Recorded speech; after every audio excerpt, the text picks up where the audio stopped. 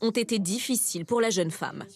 Après une première ablation d'un sein il y a 1 an et demi, une deuxième mastectomie préventive était prévue mi-mars.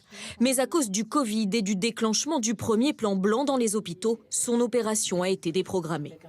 Tout s'écroule parce qu'en fait, on est tellement préparé à y aller, à se dire « allez, on y va ». C'est important, c'est compliqué, mais ça va le faire. Là, on enlève ce sentiment-là. Et en plus de ça, j'avais ce stress de me dire mon sein, qui n'est pas malade, est toujours là. Et potentiellement, ça peut se dégrader.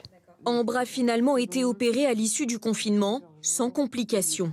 Elle était depuis en attente d'une reconstruction mammaire. Mais suite au déclenchement cette semaine en Île-de-France d'un nouveau plan blanc, cette opération est aussi reportée à une date indéterminée. Cette opération, qui n'est que esthétique pour l'instant, mais qui est importante pour moi psychologiquement, j'ai peur qu'elle n'arrive pas. En plus des déprogrammations, le Covid a entraîné des retards de dépistage. La mammographie de Valérie a été différée.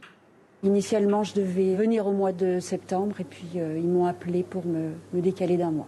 Mais pour certaines femmes, le confinement et la fermeture des cabinets de radiologie ont entraîné des retards de plusieurs mois dans la pose d'un diagnostic. Pour certaines tumeurs, ça peut entraîner une taille beaucoup plus importante, un traitement qui relève de la chimiothérapie et non pas d'une chirurgie première, et puis qui peut avoir déjà entraîné des métastases dans les ganglions, par exemple. D'ailleurs, selon une étude menée par l'Institut Gustave Roussy, les retards de prise en charge liés à la première vague entraîneront d'ici 5 ans une surmortalité, tout cancer confondu. On sait qu'un retard de prise en charge de près de 2 mois entraîne une augmentation de la mortalité à 5 ans de 2 à 5%. Ça, c'était sans la réalité que nous sommes en train de vivre en ce moment.